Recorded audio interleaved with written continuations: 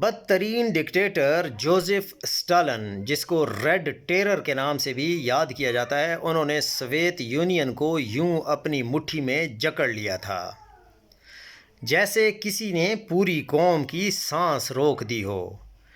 Great purge کے نام پر خوف ہر سمت پھیلا ہوا تھا، بات کرنا مشکل تھا، خاموش رہنا اور بھی مشکل تھا۔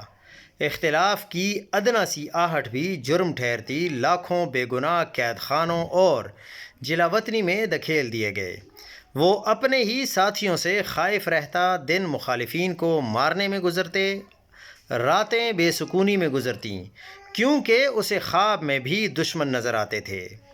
کسانوں کی زمینیں چھین لی گئیں، جبری اجتماعی کھیت قائم کیے گئے، نتیجہ قحط نکلا۔ بھوک کی چپ چاپ دستک ہر در تک پہنچی، کروڑوں لوگ آہستہ آہستہ زندگی سے دور ہوتے چلے گئے۔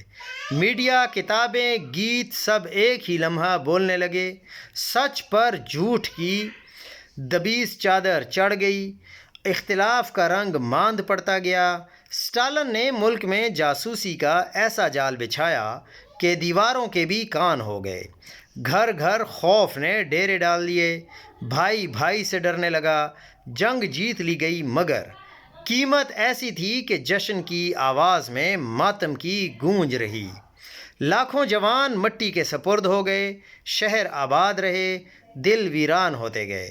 پھر وہ وقت آیا جب وہ خود نہ رہا، زنجیریں ڈھیلی پڑنے لگیں، سانس کچھ ہلکی ہوئی۔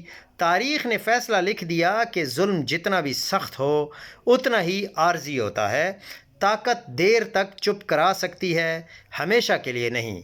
عوام کی آواز آخر کار اپنا راستہ بنا لیتی ہے۔